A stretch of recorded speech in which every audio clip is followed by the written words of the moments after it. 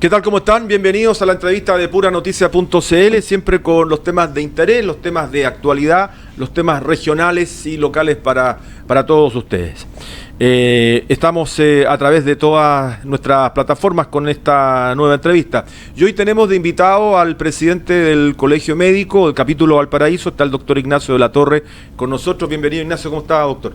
Hola, Rodolfo, un gusto estar aquí contigo. Muchas gracias. Pues bueno, muchos temas, mucho que conversar, sobre todo pensando en la época del año que estamos viviendo, a puertas del invierno, de los picos, de lo que significan los virus respiratorios en distintos niveles. Pero cambió, partamos hablando usted, doctor, primero que nada fue una persona muy importante desde el punto de vista de la educación y de la información en el periodo de COVID. Cambió el panorama, hoy día es distinto, ya no estamos usando mascarilla, ya no hay tantas restricciones. ¿Cómo vemos eso y cómo educamos hoy día a las personas en este cambio también de modo de vivir? Mira, lo primero que hay que decir es que la educación sanitaria es una necesidad y debiéramos reformar nuestro sistema de tal manera que esté presente desde la educación preescolar. Tengo hijos que están en prekinder, en enseñanza básica, y a ellos les enseñan a lavarse los dientes, a lavarse las manos. Es parte de la educación preescolar y escolar. ¿Y por qué? Porque sabemos, por ejemplo, que la higiene dental reduce las enfermedades en la boca, principalmente caries. También funciona, para lograr ese objetivo, fluorar el agua. Y son los dos grandes avances, la educación para la higiene y fluoración del agua, las que han permitido que los niños tengan una mejor dentadura. ¿Por qué es importante eso? Porque siempre va a ser mucho mejor prevenir la enfermedad que atenderla. Siempre va a ser mejor tener niños con una dentadura sana que tener lleno las filas y todas las horas de un montón de odontólogos en la red pública o privada teniendo que atender enfermedades. Con las infecciones respiratorias pasa lo mismo y yo me quedo lamentablemente con la sensación, es casi una derrota cultural, que perdimos una gran oportunidad de educar a la gente y enseñarle los por qué.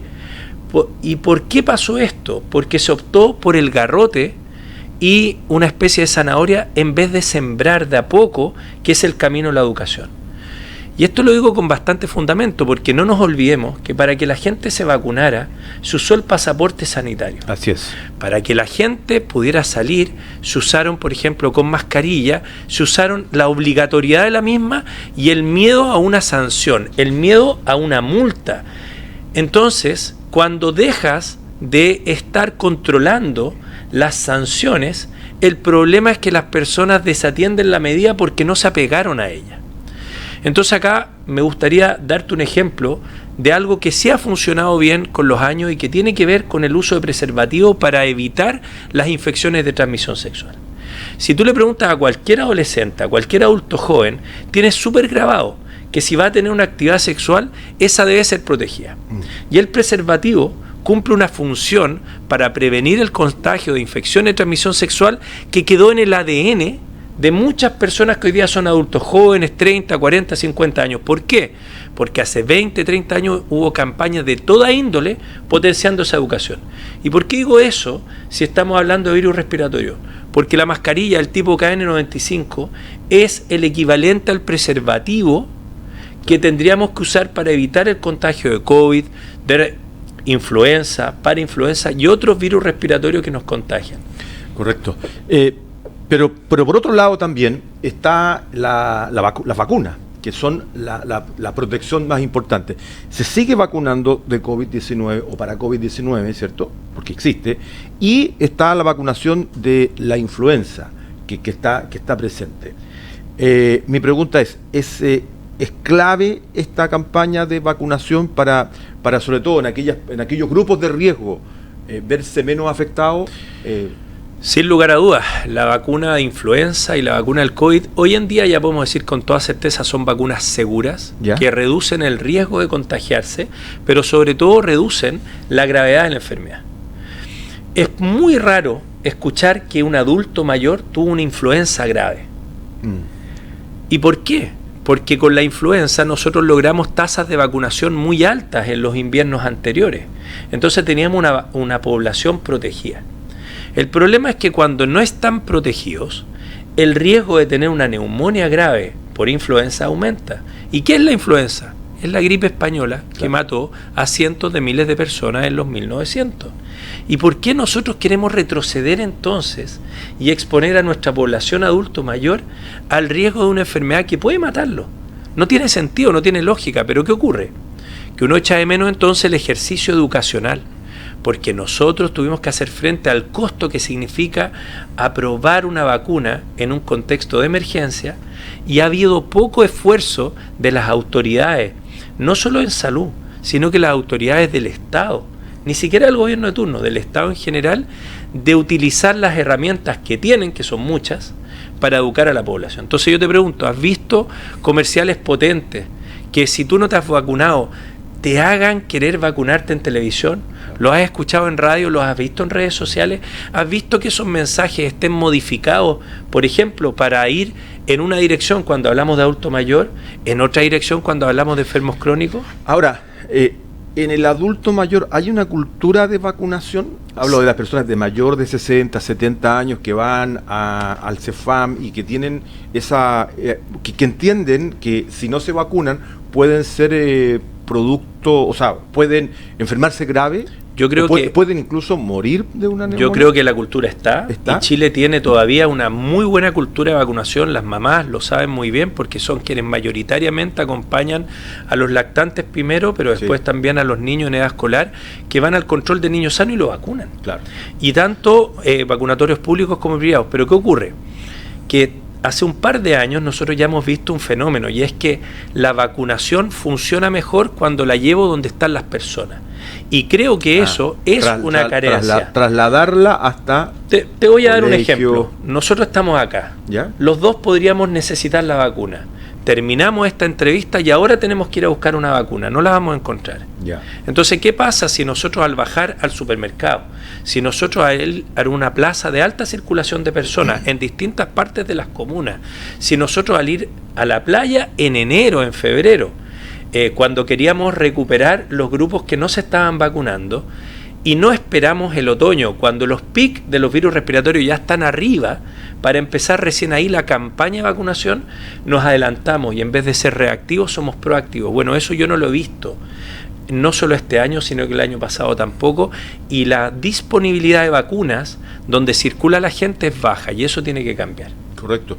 Doctor, estamos conversando con Ignacio de la Torre, presidente del Colegio Médico.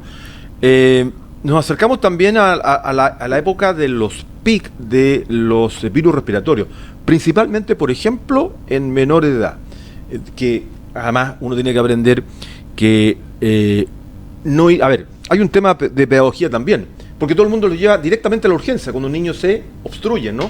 Hay posibilidades antes de que pase por un SAR, por un SAPU, que se pueda medir antes de que esté tan grave, por ejemplo. Sin lugar a dudas, lo primero que habría que decir que los mejores pediatras que tenemos son habitualmente las mamás o los cuidadores. Conocen muy bien a su hijo, especialmente a los lactantes. Y ahí hay una educación que por años los pediatras han hecho a la comunidad. Cuando una mamá que tiene un lactante, ¿no es cierto?, está tomando pechuguita y de repente se puso irritable, está quejándose mucho, está llorando demasiado, no se está alimentando, ya se prendieron muchas banderitas de alerta que significan acá tenemos que procurar una atención de salud. Ahora bien, eduquemos y contemos un poco cómo es la red de salud. En el mundo de la salud pública, ¿cierto?, están los CESFAM, pero los CESFAM tienen tradicionalmente una atención que es de pacientes con morbilidad, o sea, con una enfermedad que puede ser aguda, o los pacientes crónicos, que son quien ya tiene un diagnóstico y le toca su control periódico. Pero los CEFAM tradicionalmente trabajan de lunes a viernes de 8 a 5 de la tarde. Algunos trabajan también el sábado en la mañana, sobre todo en los planes de reducción de lista de espera. Pero también los CEFAM tienen algunos SAPUs adosados, que son servicios de atención primaria de urgencia, o sea, es una urgencia que depende de la atención primaria. El SAPU entonces tiene médicos habitualmente y todo el equipo de trabajadores de la salud en un contexto de urgencia e inician función habitualmente a las 5 o a las 20 horas, porque hay CEFAM que llegan hasta las 20 y funcionan hasta el otro día. ¿Y qué hacen en un SAPU? Dan todas las atenciones de salud a la población que lo requiere haciendo algo que en medicina la palabra viene del francés, se llama triage o categorizar. Entonces, si yo veo que un paciente tiene una condición grave, por ejemplo, un infarto cardíaco, en el mismo SAPU, que tiene ambulancias adosadas, lo vamos a derivar a la atención de urgencia. También existen una red de servicios de atención de urgencia, de respuesta rápida, que son urgencias que están categorizadas en lo que le llaman la categoría 3 y 4, que son urgencias que requieren una atención en el día, habitualmente entre 3 a 6 horas habitualmente, y esos servicios van a descongestionar la urgencia. Entonces hoy día, ¿qué es lo que vemos en la urgencia del Bambúreno o del Frique? Principalmente personas que han sido derivadas del SAR o del SAPU, o personas que consultaron de manera espontánea, y en la puerta de la urgencia va a haber un categorizador, que habitualmente una enfermera o enfermero, que con los datos del paciente, por qué viene, cuándo empezaron las molestias, tiene enfermedades, no las tiene, ha sido operado de algo recientemente o no, usted tiene su vacuna al día, y con eso hacen una categoría, y esa categoría permite que a usted le digan, lo vamos a atender más o menos en 4 horas. Entonces, frente a ese tiempo de espera, a veces le dicen, pero si usted va al SAR o al SAPU, lo pueden atender antes. Entonces también el paciente tiene la oportunidad de reevaluar si ese es el lugar donde tiene que consultar o tienen que derivarlo a otro sitio. Y eso pasa sobre todo con menores de edad, aunque usted dice efectivamente, doctor, que el mejor pediatra es la mamá o el papá, que sabe los síntomas, sabe que está obstruido, y nos hemos encontrado en periodos con alta complejidad, aquí en la región de Valparaíso, pero también en otras regiones del país, digamos, que esto tiene que ver con la circulación de virus, y parece que este invierno viene especialmente, no han llegado los fríos, ¿cierto?, las bajas temperaturas todavía. ¿El frío es un principal elemento para el cambio de temperatura? Ese es un mito muy importante. El frío no produce infecciones respiratorias. El frío puede producir en las personas asmáticas obstrucción y una crisis obstructiva, pero el frío no. Pero ¿qué es lo que hace que nosotros durante tanto tiempo en nuestra cultura digamos, hace frío, hay más infecciones? Primero, que los virus respiratorios, muchos de ellos tienen estacionalidad. Eso significa que aparecen en algunos momentos del año y no en otros. Pero lo segundo es que les gusta contagiarse de persona a persona, y eso ocurre más frecuentemente cuando tenemos espacios cerrados, mal ventilados. 2 frases que repetí mucho y repetimos mucho durante el COVID. Si quiere evitar el riesgo de contagio, ventile. Claro. Y yo decía ventilar, ventilar, ventilar, y así con este virus vamos a acabar, y en el fondo ventilar. Pero ¿qué pasa cuando hace frío? Tú abres la ventana, te empieza a dar frío y quieres cerrar la ventana. Entonces ventilas menos. Y segundo, cuando hace frío hay menos ventilación y las personas tienden a aglomerarse más. De hecho, cuando hace frío estamos más cerquita, es casi una respuesta intuitiva de nuestro instinto de supervivencia. Con lo que tú decías con respecto a las mamás y lo que es la cultura de consulta urgencia, las mamás son muy responsables, y también cuando yo hice mis ramos de pediatría, por allá en el 2002, en el 7º año de medicina, una de las cosas que los pediatras con más experiencia nos decían, escuchen siempre a la mamá. Porque muchas veces no puedes entrevistar al lactante, él no te va a dar muchos datos, lo vas a poder ver, lo vas a poder examinar, pero no lo vas a poder entrevistar. Y la mamá te lo entrevista. Y si tú haces las preguntas correctas, muchas veces la mamá te las entrega directamente, te ayuda mucho en la labor, tú puedes hacer un muy buen diagnóstico. Pero, y esto hay que insistirlo, también un profesor me decía, si una mamá insiste, hazle caso. Porque a veces uno, desde la perspectiva de la estructura, esta construcción mental que tenemos para poder hacer un diagnóstico, los números no nos cuadran, no nos parece que, y la mamá nos dice, ¿sabe qué? No lo veo bien. Y pucha, no fueron pocas veces que me tocó a mí mismo participar de atenciones de salud en infantes donde le dábamos las indicaciones y le decíamos, señora, mire, dele este medicamento, si usted sigue viendo lo raro, tráigalo de nuevo, lo vamos a ver. Pero esta vez no le va a tocar esperar 4 horas, vamos a estar nosotros atentos a reevaluarla. Entonces, yo siempre he sido partidario de educar, de entregarle más herramientas, más conocimiento a la mamá, pero no restringir la consulta de urgencia. Correcto. Porque es preferible una consulta de urgencia, además, y acá me van a tirar la oreja los directores de hospitales, pero es preferible una consulta de urgencia además, y que sometido a este triage, sometido a este categorizador, una persona con formación en salud evalúe y le diga, ¿sabe qué? No se preocupe, no era nada grave, que la mamá se demore de repente 12, 14, 16 horas porque subestimó los síntomas y que al momento de la consulta sea grave. Claro, el problema es que evoluciona ese estado y ya llegan niños obstruidos que necesitan a esa altura ¿cierto? Respiración, nebulizador y cama, en definitiva. Y ahí viene el tema de transformar las camas, buscar más camas para pediátrica en los hospitales en general, que es toda una logística diferente. Partiendo de la base que Valparaíso es una de las ciudades de Chile que tiene la menor cantidad de camas por habitante. Estamos bajo el promedio chileno, estamos bajo el promedio que recomienda la OMS y muy bajo la OCDE. El promedio chileno está en 3 camas por 1000 habitantes, nosotros estamos bajo esa cifra. Si nos vamos a camas por niño, es aún el escenario es peor, porque en Valparaíso tenemos más camas de adultos que de niños. Si nos vamos al OCDE, 7 camas por 1000 habitantes, OMS dice 4. Algunos me van a decir, bueno, entre 5 y 6 dice la OCDE, depende del país con el que nos comparemos. Entonces Valparaíso parte todo el año con menos camas. Si nosotros tenemos una baja tasa de cobertura a la vacunación, partimos con un público que se puede enfermar que es mayor. Y si además nuestras campañas no logran mejorar, contratando más personal, habilitando más camas, liberando o desocupando algunas de nuestras actividades propias, como las actividades quirúrgicas, lo que termina de ocurrir es que cuando empezamos a ver que la urgencia está llena de consultantes, ya tenemos un problema que no podemos resolver. ¿Y qué es lo que ve la gente? Ve la urgencia llena, ve camillas en la parte de adultos con pacientes hospitalizados en camillas, que deben ser de tránsito, pero están ahí, y ve niños hospitalizados en la misma condición, que están esperando una cama. Entonces el papá nos dice, bueno, ¿cuándo lo van a trasladar a la cama? No, es que no hay cama, estamos esperando una cama. Ese es un drama, Rodolfo, que es terrible. Así es. Y que nosotros como trabajadores de salud nos hace mucho daño. Porque el papá está frente a nosotros, el papá está angustiado, nosotros estamos angustiados, sabemos lo que el paciente necesita, sabemos el cuidado que requiere y tenemos que empezar a generar una atención en condiciones precarias, porque atender a un paciente en una camilla no es la forma correcta de atenderlo, pero es mejor que no atenderlo. No, es que ese es el tema, finalmente, porque el niño puede agravarse aún más. Doctor, nos quedan los últimos minutos. Hay otro tema sanitario que tiene que ver con el dengue, que para nosotros como del mundo tropical, digamos, no estamos acostumbrados, salvo en el norte de Chile, Arica, etcétera, pero está acá también instalado en la región. ¿Qué es lo que produce el dengue y cuál es la problemática de fondo? Mira, lo primero, y gracias por la pregunta, porque no hay que caer en una psicosis con respecto a los zancudos, los mosquitos, etcétera, porque el dengue es una enfermedad producida por un virus. Pero a diferencia de los virus que estábamos hablando antes, la influenza, el parainfluenza, que se transmiten de persona a persona, este virus del dengue requiere un vector, requiere a alguien que lo lleve de una persona a otra, o este vector te puede contagiar a ti directamente.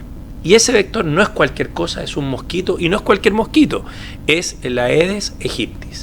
Y ese mosquito se consideraba erradicado en nuestro país, al menos de la zona centro-norte no existía, y el primer punto y el primer dolor de cabeza para nuestra salud pública es que se han encontrado, especialmente en la zona de los Andes, distintas fases, desde huevo, larva y el mosquito en sus distintas etapas de crecimiento, que es capaz de contagiar el dengue. Ese es el primer problema. Correcto.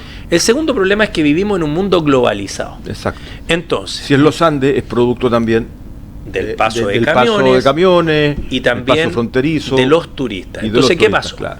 Buenos Aires, Brasil como país y Perú como país. Nombro Buenos Aires porque como ciudad y destino turístico es muy cotizado y tuvo este periodo la mayor cantidad de casos de dengue del cual hayan tenido registro en los últimos años. Yeah. Entonces, los chilenos y las chilenas que viajaron a Argentina fueron susceptibles de ser picados por el zancudo, el mosquito que contagia el dengue.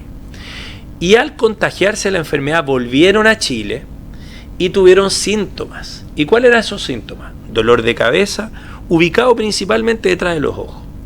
Dolor del cuerpo, le dicen la enfermedad rompehuesos, es como que te pegaron en todas las articulaciones y te duelen las articulaciones y los huesos. Dolores musculares, un poco de calambre.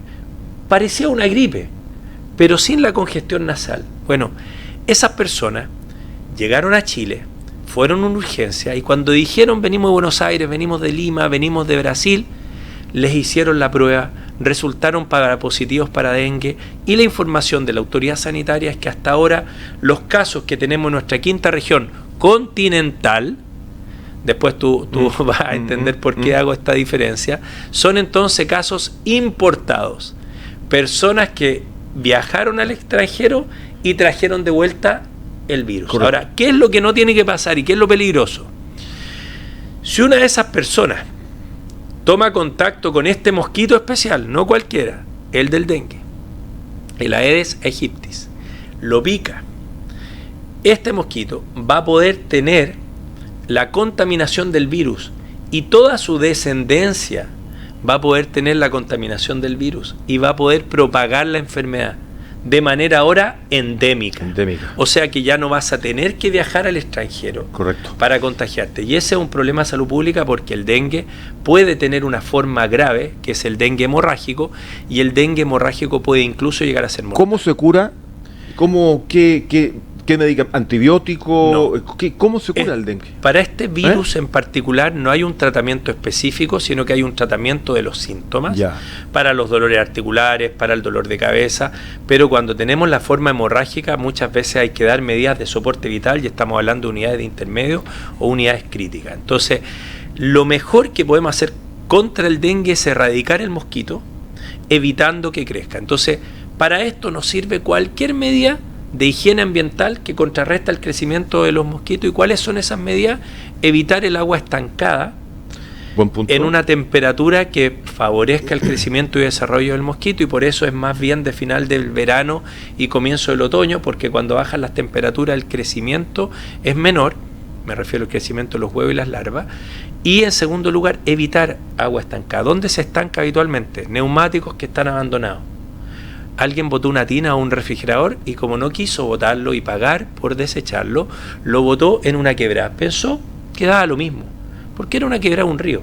Pero no sé si te acuerdas de una noticia del año pasado, unas inundaciones que ahí cerca del Noviciado, en Santiago, entrando a Santiago, donde está el aeropuerto, se desbordó, en ese caso el Mapocho, porque había un montón de basura. Así es. Y una imagen televisiva, todavía la tengo grabada, sacó un refrigerador gigante. ¿Y por qué estaba ahí? Porque era gratis, y yo me puedo considerar, ¿no es cierto?, una persona poco empática, poco solidario con el resto, y voy y lo boté ahí. ¿Por qué? Porque nadie me pilló. No educamos, sino que retamos. Y como no había un carabinero mirando, la persona lo hizo, pasó piola, cree que fue un winner, un ganador. Claro. En realidad no, dañaste a toda tu comunidad, y en este caso ese tipo de desechos que pueden acumular agua son terribles. Entonces no podemos tener a la gente de la Seremi revisando las quebradas para ver si hay basura que pueda propiciar el crecimiento. Necesitamos que la gente tome conciencia de aquello, pero también necesitamos que lugares como el estero Marga Marga tengan el agua en movimiento, claro, porque no cuando está estancada se favorece la proliferación de las larvas, ¿no es cierto?, de los mosquitos, y por eso a veces vemos zancudos y mosquitos proliferando, y esa es lamentablemente otro de los efectos que tenemos. Doctor, agradecerle que haya estado con nosotros acá en la entrevista de PuraNoticia.cl, tocando todos estos temas que tienen que ver con la contingencia, que tienen que ver con la educación, que tienen que ver con hacer un poco de pedagogía también para nuestros televidentes. Muchas gracias, Ignacio Latorre. Encantado de acompañarte, Rodolfo, y muchas gracias por la invitación. Cuenta conmigo, mis colegas del Colmet, para lo que necesiten. Yo insisto, si nosotros educamos a la ciudadanía, puede que no veamos cambios hoy día, pero los vamos a ver en los próximos 3, 4, 6, 10 años. Y la gracia es que los cambios que se producen por la educación activa de la comunidad son permanentes en el tiempo. Los que se producen con el garrote y la zanahoria solamente funcionan mientras siga habiendo garrote y siga habiendo zanahoria. Gracias, doctor, que esté muy bien. Y agradecido a ustedes, nos encontramos en otro programa, en otro capítulo, aquí en PuraNoticia.cl. Que estén muy bien, muchas gracias.